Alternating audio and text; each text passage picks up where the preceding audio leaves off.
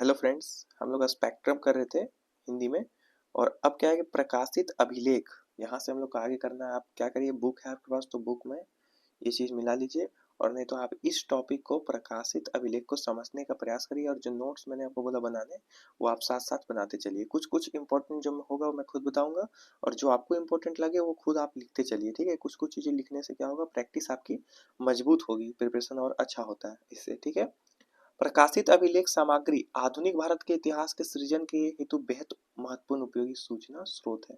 आप ये समझ गए कि प्रकाशित अभिलेख जो है सामग्री के आधुनिक भारत के सृजन हेतु बेहद उपयोगी है। संसदीय पत्र अत्यधिक महत्वपूर्ण पुरालेखीय प्रकाशन होते हैं। संसदीय पत्र आपको पता है, संसद में हुई घटनाओं पर आधारित संसदीय पत्र जो है अत्यधिक महत्वपूर्ण अभिलेख होता है पुरालेख प्रकाशन में। ठीक है, इसमें क्राउन के अधीन ईस्ट इंडिया कंपनी, कौन कौन सा इसके अंदर पढ़ेंगे हम लोग। इससे हम लोग को स्रोत मिलता है इतिहास को जानने का, कि क्राउन के अधीन जो ईस्ट इंडिया कंपनी है और भारत सरकार के अभिलेखों के विलुप्त उद्धरण शामिल है इसमें। ठीक है, और इसमें 1801 टू 1907 है ना, 1801 से 1907 के बीच जारी संसदीय पत्रों की भी सूचना मिल जाएगी आपको। तो आप क्या करिएगा, मेंस में आपको जब आएगा इस टाइम पीरियड के बारे में कुछ लिखना, तो स्रोत स्रोत के बारे में आप यहाँ लिख सकते हैं कि ये आप प्रकाशित अभिलेख वहाँ के स्रोत हैं। राष्ट्रीय अभिलेखागार कहाँ है, नई दिल्ली में, आपको पता है। विभिन्न राज्यों के अभिलेखागार, मैंने बताया कि विभिन्न राज्यों में अपने अभिलेखागार होते हैं। ठीक है, कुछ राज्य जैसे पश्चिम बंगाल, इसका इंपॉर्टेंट है। जम्मू कश्मीर इसका इंपॉर्टेंट है। मध्य प्रदेश वाला आप लोग देखिए, है ना। द्वारा प्रकाशित अभिलेख आधुनिक भारतीय इतिहास के शोधार्थियों के लिए अत्यधिक उपयोगी है। कुछ जो शोध करते हैं इतिहास को, उसके बारे में, उसमें भी बहुत उपयोगी हो जाता है। इतिहास को शोध करने के लिए किसके लिए अभिलेख स्रोत कहाँ से उत्पन्न होगा, तो प्रकाशित अभिलेख को वहाँ इस्तेमाल करेंगे मेंस में। ठीक है, भारतीय एवं प्रांतीय विधानमंडलों की कार्यवाहियाँ, भारतीय और प्रांतीय के, देखिए भारतीय और प्रांतीय विधानमंडल उस वक्त अलग थे, आपको पता होगा। उसकी कार्यवाहियाँ केंद्र एवं प्रांतीय सरकारों द्वारा प्रकाशित, ये दोनों द्वारा जो प्रकाशित चीजें हैं वो हमारा स्रोत के रूप में इस्तेमाल होता है इतिहास में। एक चीज और बताइए, गजट आपने सुना है, गजट इंपॉर्टेंट हो जाएगा ना। गजट और समय समय पर जारी विधियां और गजट, ये क्या होगा, एवं विनिमय, है ना, विनिमयों का संग्रह भी ऐतिहासिक शोध हेतु उपयोगी सामग्री है। ये सब उपयोगी सामग्री है। न्यायिक अभिलेख के बारे में आप देखिए फ्रेंड्स, न्यायिक अभिलेख, ये टॉपिक अब हम लोग पढ़ेंगे। न्यायिक अभिलेख आपको दिख रहा है, न्यायिक अभिलेख। आइए न्यायिक अभिलेख के समझते हैं। न्यायिक अभिलेख भारत में, एक सेकंड देखिए। न्यायिक अभिलेख भारत में न्यायिक प्रशासन के विकास, न्यायिक प्रशासन का विकास कब हुआ उसके बारे में जानने का ये प्राथमिक प्रमाण प्रदान करता है। ठीक है, न्यायिक प्रशासन में विकास जो था, जब आपको पूछा जाए न्यायिक प्रशासन के विकास के संदर्भ में कुछ प्रश्न, तो आप यहाँ पे जोड़ लिया कि न्यायिक अभिलेख स्रोत के रूप में काम करते हैं, क्योंकि ये बहुत प्राथमिक प्रमाण देते हैं। ठीक है, ये विभिन्न वर्गों के लोगों की सामाजिक आर्थिक दशा संबंधी महत्वपूर्ण जानकारी प्रदान करती है। उस समय के समाज के की आर्थिक और सामाजिक स्थिति क्या थी, यह जानकारी प्रदान करता है। फोर्ट सेंट जॉर्ज में मेयर के कोर्ट का पूरा लेख आपको मिल जाएगा। 1689 के प्रारंभ से, है ना, 1689 के प्रारंभ से सबसे पहले उपलब्ध न्यायिक पुरालेख है। ये कब का है ना, यहाँ के पुरालेख जो है, ये आपको जो है ये सबसे प्रथम में उपलब्ध है। ठीक है, ये आपको बताऊंगा। अब ये मद्रास अभिलेख कार्यालय में है। ये सब आप सिर्फ समझते चलिए, चीजों को ज्यादा नहीं लिखना है। पोर्ट विलियम में मेयर कोर्ट के प्लासी पूर्व 1757 के अभिलेख नष्ट हो गए प्रतीत होते हैं। कुछ चीजें नष्ट हो जाती है, आपको पता है, समय के दौरान। लेकिन 1753 से 73 के वर्षों के अभिलेख सहित 1774 से 81 के वर्षों के बंगाल के सुप्रीम कोर्ट के अभिलेख कलकत्ता उच्च न्यायालय में के अभिलेख कक्ष में रखे गए हैं। इस प्रकार 1728 में बॉम्बे स्थापित मेयर कोर्ट के अभिलेख महाराष्ट्र सेक्रेटेरिएट रिकॉर्ड ऑफिस में उपलब्ध है, जहां पर बॉम्बे अभिलेख न्यायालय एवं सुप्रीम कोर्ट के अभिलेख भी रखे गए हैं। इन चीजों को आपको ज्यादा जानना नहीं, आप समझिए कि इन चीजों को संग्रह किया गया। आप ये जानिए कि अभी करंट अफेयर्स में कि आपको ये जो अभिलेख हैं, ये सारे अभिलेख को डिजिटल किया जा रहा है, डिजिटल फॉर्मेट। आप जाके उसका वेबसाइट में देखिएगा, आपका वेबसाइट का नाम आपको पता चल जाएगा। जाइए, अभिलेखागार, भारतीय अभिलेखागार करके एक वेबसाइट है, उसमें जाइए, आप सारे डॉक्यूमेंट्स आपको दिखने लगेंगे। ठीक है, और भी जो विदेश से आ रहे हैं वो सब भी उसमें ऐड हो जाएगा। ठीक है, बहुत डॉक्यूमेंट है उसमें। ठीक है, ऐतिहासिक अनुसंधान की दृष्टि से, ऐतिहासिक अनुसंधान की दृष्टिगत तीन प्रेसिडेंसीज के सदर कोर्ट, सदर दीवानी और फौजदारी अदालतों के न्यायिक अभिलेख बेहतर उपयोगी है ना। ये आपको पता होगा कि ये तीन जो प्रेसिडेंसीज है, सदर कोर्ट, सदर दीवानी और फौजदारी, ये तीनों क्या है, न्यायिक अभिलेख के लिए बेहद उपयोगी। ये आप लिख लीजिए, ठीक है, इसको लिखिए कि तीन प्रेसिडेंसी जैसे सदर कोर्ट, सदर दीवानी, फौजदारी अदालत है, ये किसके लिए इंपॉर्टेंट है, न्यायिक अभिलेख के लिए बेहद उपयोगी है, ठीक है। इसके संबंध में अभिलेखों को कलकत्ता एवं मद्रास बम्बई न्यायालयों में, बम्बई उच्च न्यायालयों में स्थापित किया गया, रखा गया है सुरक्षित। आइए, विदेशी संग्रहालयों की पुरालेख सामग्री, आप समझते हैं कि विदेश में भी कुछ संग्रहालय होते हैं, वहां पर भी कुछ पुरालेख सामग्री हमारे देश के विषय में बताते हैं, वो हमारे स्रोत के रूप में काम करते हैं। विदेशी संग्रहालयों में आधुनिक भारत इतिहास से संबंधित ऐतिहासिक बड़ी सामग्री उपलब्ध है, ठीक है, बहुत बड़ी सामग्री उपलब्ध है, मिल जाएगा आपको। उदाहरण था, उदाहरण उदाहरणार्थ, मतलब उदाहरण के तौर पे यूरोपियन संग्रहालय, यहाँ देखिए, यूरोपियन संग्रहालय में संग्रहित भारतीय महत्व की पुरालेखीय एवं पांडुलिपियां सामग्री व्यापक विधि है। तो कहाँ पे आपको यूरेनियन संग्रहालय जाना है, यूरोपियन संग्रहालय, और यहाँ पे क्या मिल जाएगा आपको, भारतीय महत्व की पुरालेख आपको मिल जाएंगे, ठीक है, और पांडुलिपियां भी मिल जाएगा। आपको पता है ये डॉक्यूमेंट्स चूहे को कुतर जाने से खराब हो जाते हैं, और फिर कागज समय के दौरान खराब हो जाते हैं, इसके समय समय पर मरम्मत की जाती है। मरम्मत की प्रक्रिया में कौन कौन से लिक्विड्स इस्तेमाल करते हैं, ये आपको एनसीईआरटी में पता होगा, बताया जाएगा, आप उसको देखते रहिए, बहुत हेल्प होगा आपको, ठीक है, हेल्प करेगा प्रिपरेशन में। और ये जो पांडुलिपियां हैं, ठीक है, आपको सारे प्लेलिस्ट मिल जाएंगे चैनल में, ठीक है, और ये जो है इसको क्या किया जा रहा है, डिजिटल किया जा रहा है, ठीक है।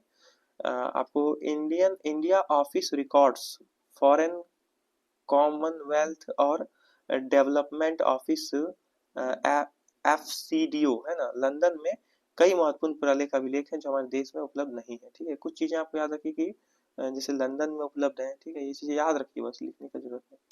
और फिर कुछ जैसे कि आपको विदेशी संग्रहालयों में उपलब्ध है, कहाँ कहाँ पे, यूरोपियन संग्रहालय है ना, यूरोपियन संग्रहालय में भी उपलब्ध है। आइए, इंग्लैंड में भी देखिए, इंग्लैंड में इंडिया ऑफिस रिकॉर्ड लंदन मौजूदा समय में ब्रिटिश लाइब्रेरी में संग्रहित है, और ये ब्रिटिश संग्रहालय में रखे गए अभिलेखों का अमूल्य है ना, ये चीजें बहुत बहुत ही अमूल्य चीजें हमारे भारतीय इतिहास को बताते हैं आधुनिक भारत के संदर्भ में। इंडिया ऑफिस रिकॉर्ड्स में कई महत्वपूर्ण दस्तावेज रखे हुए हैं। कोर्ट ऑफ डायरेक्टर्स, आप ये सब समझ रहे हैं, जब आप कोर्ट ऑफ, ये सब इंपॉर्टेंट हो रहा है ना, कोर्ट ऑफ डायरेक्टर के संबंधित पे क्वेश्चन आएगा। ईस्ट इंडिया कंपनी का जनरल कोर्ट के समय भारत पर गठित विभिन्न समितियों की कार्यवृत्तियां, भारत संबंधित मामलों हेतु बोर्ड ऑफ कंट्रोल, ये आपको पता होगा, या बोर्ड ऑफ कमिश्रस कमीरस कमीरसस है ना, कमिर्स कॉमर्स, ऐसा कुछ, कमिर्स का कार्य वितरण तथा प्रचार, पत्राचार, राज्य सचिव, आपको पता होगा, राज्य सचिव, पत्राचार है ना, कार्य विवरण, इन सब के। और फिर भारत परिषद के अभिलेख ब्रिटिश संग्रहालय में ब्रिटिश वायसराय, राज्य सचिवों तथा उच्च स्तरीय सिविल एवं सैन्य अधिकारियों के पत्रों का संग्रह है, जिन्हें भारत में कार्य किया और जिनकी उपयोगिता को बेमुश्किल ही आकलित किया गया। Church missionary society of London जैसी मिशनरी सोसाइटी का पुरालेख विशेष है। तो ये क्या है, ये कुछ चीजें आपको याद होगा कि ये है आपका फॉरेन वाला जो है, कहाँ पे है रखा हुआ, लंदन में है, ब्रिटिश लाइब्रेरी में भी है। ब्रिटिश संग्रहालय में क्या क्या रखे हुए वो अमूल्य हो जाएगा ना, क्योंकि इनका संबंध, ब्रिटिश का संबंध भारत से है कि नहीं, तो यहाँ का बहुत सारा चीज जो ब्रिटिश से ऐतिहासिक चीज है वो आपको मिल जाएगा। तो आपको ये चीज याद रखना है कि ब्रिटिश की जो लाइब्रेरी है, ब्रिटिश लाइब्रेरी में संग्रहित है, ठीक है। तो ये चीज आप समझते चलिए कि क्या क्या है। आगे चलिए, चर्च मिशनरी सोसाइटी अपने यहाँ समझा, church missionary society of London जैसी मिशनरी सोसाइटियों का पुरालेख विशेष महत्व के हैं, जो स्वतंत्रता पूर्व, ये क्या बताते हैं, स्वतंत्रता पूर्व भारत के शैक्षिक और सामाजिक विकास के बारे में अंतर्दृष्टि प्रदान करते हैं। आपको पूछा जाएगा कि स्वतंत्रता से जस्ट पूर्व आप बताइए कि शैक्षिक सामाजिक कैसा विकास का क्या भारत में योगदान रहा, कैसा था उस वक्त, तो आप क्या करेंगे, स्रोत के रूप में हमें यहाँ से जानकारी मिलती है, कहाँ से, church missionary society of London, ये आप इस्तेमाल करिएगा। ये कीवर्ड्स आपको याद रखना है। जैसे आप क्या करिए, यहाँ जैसे आपने लिखा कि विदेशी संग्रहालय सामग्री, तो आपको उसमें पॉइंट पॉइंट में आपको यूरेनियन संग्रहालय, यूरोपियन संग्रहालय लिख लेना है, ठीक है, लंदन में लिख लेना है, और फिर यहाँ पर लाइब्रेरी वाला जो था वो लिख लेना है, और उसका चर्च मिशनरी ऑफ लंदन, ये आपको लिखते हुए चलना है, ये सब आपको यूज करना है मेंस में, ठीक है। आइए, भारत में फ्रांसीसियों के इतिहास के अध्ययन के लिए आर्काइव्स नेशनल ये समझ रहे हैं, पेरिस और French missionary of foreign affairs कॉनोलिज है ना, एक सेकेंड, कॉलोनीज एंड वार, ये आपका के पुरालेख अत्यंत महत्वपूर्ण और उपयोगी स्रोत है। हैंग के रिकर्सिव में उपलब्ध each each east India company के अभिलेख भारत के डचों के वृहत इतिहास को लिखने के लिए एक पर्याप्त है ना। तो डचों के इतिहास के संदर्भ में क्या है, डच के इतिहास के संबंध में स्रोत कहाँ से मिलता है, तो ये सब आप लिख लीजिए, डच लिख के ये सब आपको याद रखना है, ठीक है। कॉलोनीज एंड वार, ये सब आपको याद रखना है। आइए चलिए, इन अभिलेखों का प्रयोग 17वीं एवं 18वीं शताब्दियों के भारत के आर्थिक इतिहास एवं प्रारंभिक स्रोत के तौर पर किया जाता है। ये स्रोत है, ठीक है। कब, 17वीं से 18वीं शताब्दी के रूप में। भारत में 1777 के पश्चात डच उपनिवेशों से संबंधित दनिश क्राउन और डच ईस्ट इंडिया कंपनी के रीगस रीगस कैटिव है ना, केविट रीगस केविट कोपेनहेंगन कोपेनहेंगन में उपलब्ध अभिलेख त्रैकोम्बर और कहाँ पे, सोरामपुर श्रीरामपुर है ना, इसका नया नाम है श्रीरामपुर, सोरामपुर नाम था, के बंदोबस्त के बारे में जानकारी प्रदान करने वाले प्राथमिक स्रोत हैं। ये स्रोत आपको सिर्फ सुनने हैं गाइस, इसको आपको लिखना नहीं है, ठीक है।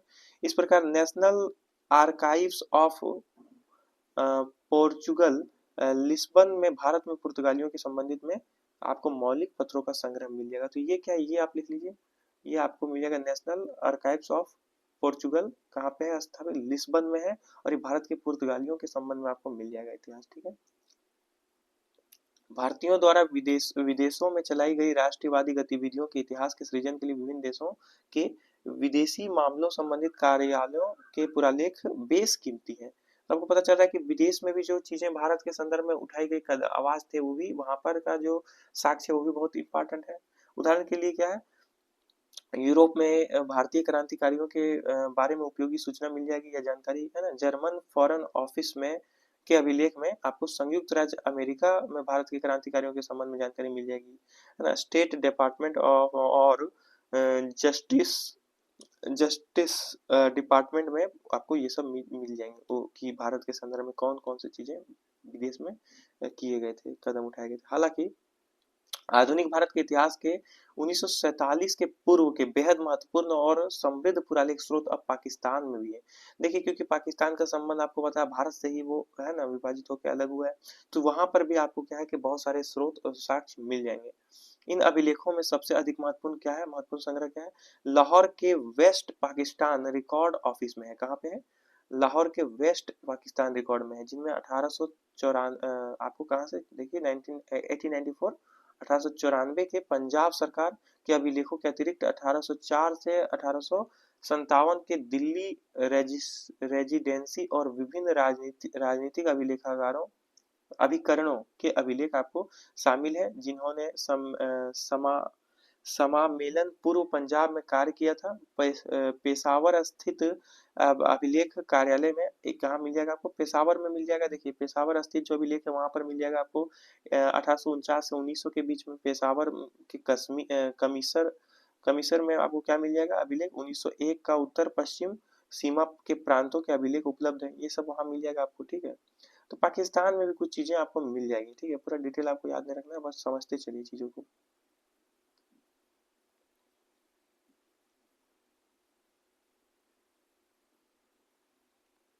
आप समझ रहे हैं फ्रेंड्स, एक मिनट फ्रेंड्स देखिए,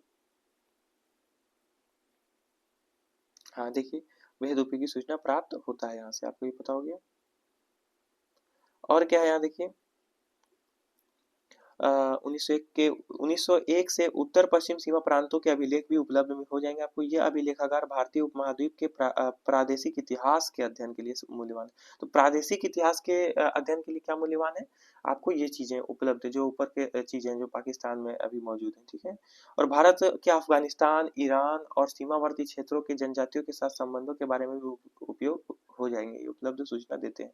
तो इन सब क्षेत्रों से भारत का कैसा आपका संबंध था, ये सब आपको जानकारी देता है। बस आप जानिए कि कैसे अभिलेख अभिलेख कहाँ कहाँ के स्रोत है, बस ये कुछ कुछ चीज जानिए। जैसे पाकिस्तान में हमारा हो जाएंगे, है ना, ब्रिटिश में हो जाएगा, पाकिस्तान का इंपॉर्टेंट हो जाएगा, ब्रिटिश में आपका हो जाएगा, ठीक है। और कहाँ हो जाएगा आपका, कुछ चीजें हैं आपका यूरोपियन संघ में है ना, लंदन में है कुछ चीजें, तो ये सब चीजें आपको पता होनी चाहिए कि कहाँ पे कौन से हैं। निजी पुरालेख जो है, निजी पुरालेख क्या होता है ये समझिए। निजी अभिलेख में उन व्यक्तियों और परिवारों से संबंध पत्र एवं दस्तावेज होते हैं जिन्होंने आधुनिक भारत व्यवसाय एवं औद्योगिक निगमों, है ना, और राजनीतिक सामाजिक धार्मिक, या देखिए सामाजिक धार्मिक शैक्षणिक सांस्कृतिक गतिविधियों को समर्पित संस्थाओं को समाजों और संगठनों के विकास में महत्वपूर्ण भूमिका निभाई। तो आप समझ रहे हैं कि जो आजादी में भूमिका अदा किया, जो लोगों ने किस तरह सामाजिक जीवन को बदलने में, आर्थिक स्थितियों को बदलने में, शैक्षणिक आपको विकास किया, सांस्कृतिक गतिविधियां किया, है ना, या आजादी के लिए जो लड़ाई लड़े, तो उनके द्वारा जो लिखा गया पत्र है, उनको जो उनका जो प्राइवेट पत्र है, उसको आप यहाँ पर निजी अभिलेख मान सकते हैं, ठीक है। यहाँ देखिए, देश के शैक्षिक और सांस्कृतिक उन्नति से संबंधित समृद्ध सामग्री विश्वविद्यालयों एवं शैक्षणिक संस्थानों के प्रलेखों में भी उपलब्ध है। आप समझिए, शैक्षिक और सांस्कृतिक जो उद्यान है, ये विश्वविद्यालयों में भी आपको मिल जाएंगे। बहुत सारे विश्वविद्यालय हैं, वहाँ की चीजें आपको बहुत सारी चीजों को बताएगा। जैसे कि देखिए, बैंकों, व्यापार घरानों और चैम्बर ऑफ कॉमर्स के अभिलेख आर्थिक परिवर्तनों के अध्ययन हेतु अत्यंत उपयोगी है। आजादी के बाद के भारत के लिए भी ये बहुत इंपॉर्टेंट है कि बैंकों के बारे में, है ना, व्यापार घरानों, कुछ व्यापार बिजनेसमैन के फैमिलीज होते हैं, उसमें क्या उस वक्त चल रहे थे, बैंक के बारे में समझिए, उसके जो डॉक्यूमेंट्स हैं, चैम्बर ऑफ कॉमर्स का जो डॉक्यूमेंट है, तो ये सब आर्थिक परिवर्तन को समझने के लिए इंपॉर्टेंट हो जाएगा। राष्ट्रवादी आंदोलन के प्रसिद्ध और प्रमुख नेताओं के पत्र, आपको ये क्या हो जाएगा कि राष्ट्रवादी आंदोलन के प्रसिद्ध और प्रमुख नेताओं के पत्र भी आपको नई दिल्ली स्थित नेहरू मेमोरियल म्यूजियम, ये आपको देखिए दिल्ली विश्वविद्यालय में जो पढ़ते हैं डीयू में, वो आप बताएंगे कि यहाँ पे आप लोगों को लेगा गया था कि नहीं, आपको यहाँ लेगा जाएगा आपके प्रिपरेशन के दौरान। एक मिनट फ्रेंड्स, आइए फ्रेंड्स, यहाँ देखिए, ध्यान दीजिए, आपको क्या किया जाएगा, आपको लेगा जाएगा वहाँ पे, वहाँ जाइए, अगर जा पाए तो, अगर आप ऐसे भी जाना चाहें तो आप जा सकते हैं वहाँ पे। आप जाइए, कहाँ पे, नई दिल्ली स्थित क्या है, Nehru memorial museum and library, है ना। भारतीय राष्ट्रीय कांग्रेस जैसे संगठनों के अभिलेख आपको मिल जाएंगे, है ना। भारतीय स्वतंत्रता संघर्ष के इतिहास के संवर्धन के अत्यधिक उपयोगी हैं ये चीजें, तो आपको ये पता होनी चाहिए कि ये कहाँ मिलते हैं। आइए, साहित्यिक स्रोत, आप समझ रहे हैं फ्रेंड्स, साहित्यिक स्रोत ये समझिए, जीवनी, संस्मरण और यात्रा वृत्तांत।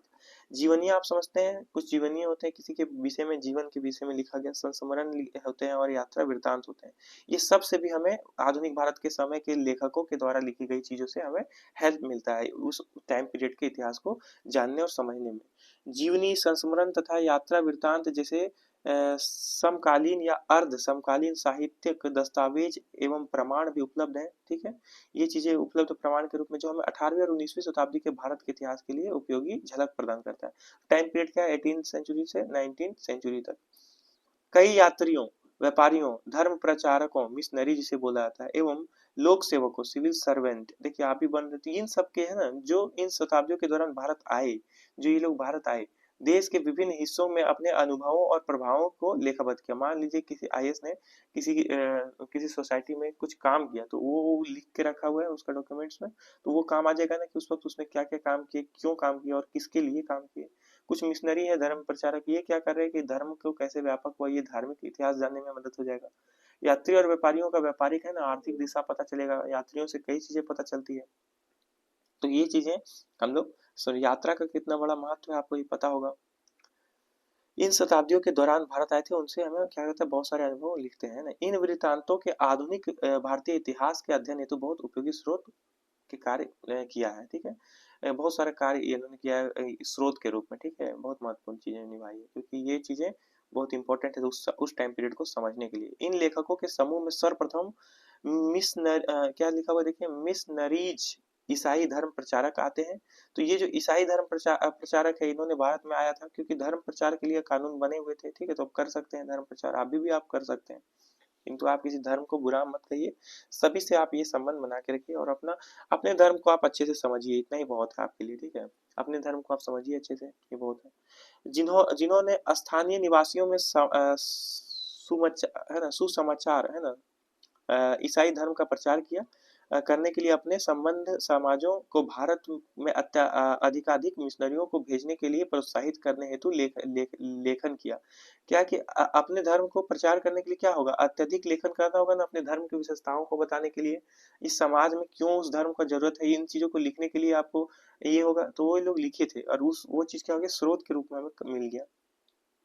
आप भी आज कुछ लिखते हैं तो वो भविष्य में किसी का स्रोत के रूप में काम हो सकता है, समझ रहे हैं आप फ्रेंड्स। कुछ सिविल सर्वेंट्स ने इस सुसमाचार की दृष्टिकोण का प्रतिनिधित्व भी किया है ना, कुछ सिविल सर्वेंट भी किया। सिविल सर्वेंट्स का बहुत रोल है, आपको बता दो कि देश जो है नेताओं द्वारा नहीं चलाई जाती है, देश सिविल सेवकों द्वारा चलाई जाती है, सिविल सर्वेंट्स चलाते हैं देश को, ठीक है। तो इसके प्रिपरेशन में आपको क्या होना है कि देखिए भूमिका निभाया जा रहा है, आज भी हिस्ट्री के रूप में हम लोग उनको पढ़ते हैं, तो आप इसी पद के लिए आप तैयारी करें तो आपको क्या होगा, उस एंगल से आपको देखना होगा चीजों को, समझ रहे हैं। उदाहरण के लिए आप समझिए, सर जॉन सोर और चार्ल्स ग्रेट दोनों बंगाल में लंबी सेवाएं प्रदान की, ठीक है। ये दो नाम है, एक कौन है, सिविल सर्वेंट्स का नाम है जिन्होंने बंगाल में आपको बहुत सारा सेवा प्रदान की थी, कौन है, सर जॉन सेर और चार्ल्स ग्रेट, है ना। ईसाई धर्म प्रचारकों, मिशनरियों एवं उनकी गतिविधियों को पुनर्जोर समर्थन किया। ये क्या किए, ये आपको ईसाई धर्म धर्म को प्रचार करने में बहुत भूमिका निभाई भारत में, खासतौर पे बंगाल। सर जॉन सेर और चार्ल्स ग्रांट, तो ये दो नाम आपको याद रखना है कि सर जॉन सेर और चार्ल्स ग्रांट क्या है, बंगाल में आए थे और क्या करने आए थे, धर्म प्रचारक के लिए आए थे। ये चीज आपको खाली ब्रैकेट में लिखते चलना है। ब्रिटिश ईस्ट इंडिया कंपनी के कुछ कर्मचारियों के यात्रा वृत्तांत भी बेहद मूल्यवान है। तो जो ब्रिटिश ईस्ट इंडिया कंपनी के कुछ लोग थे, जो कर्मचारी थे, उन्होंने यात्रा की भारत, जिसमें से क्या क्या आते हैं, उन्होंने उनका भी यात्रा बहुत इंपॉर्टेंट हो जाएगा। जॉर्ज फोस्टर, कब, तो 1754 से 94 तक, है ना। इन जिन्होंने 1700 देखिए 1783 में बंगाल, 1783 में बंगाल, लखनऊ, श्रीनगर, नादौन, है ना, नादौन, कश्मीर की यात्रा की और काबुल, कैस्पियन सागर एवं सेंट पीटर्सबर्ग होते हुए इंग्लैंड वापस गए। यात्रा वृत्तांत, a journey from Bengal to England, a journey from Bengal to England, how to northern part of India, Kashmir, Afghanistan and यहाँ से हम समझिए Afghanistan and Persia and into Russia by the क्या है, कैस्पियन सी, कैस्पियन सी के विषय में ने उत्तर भारत की राजनीतिक दिशाओं के बारे में जानकारियां प्रदान की। लेकिन एक बात समझिए कि आपको क्या लिखना है, इसमें से आपको क्या लिखना है, आपको लिखना है ब्रिटिश ईस्ट इंडिया कंपनी के कुछ कर्मचारी यात्रा वृत्तांत जो है, ये क्या है, आपको लिखना है ब्रिटिश ईस्ट इंडिया कंपनी के कुछ यात्री, खासतौर पे जॉर्ज फोस्टर, इनका नाम लिखना है आपको, टाइम पीरियड देना है और आपको ये दिमाग, ये बस ये आपको याद रखना है, ठीक है, ये चीजें।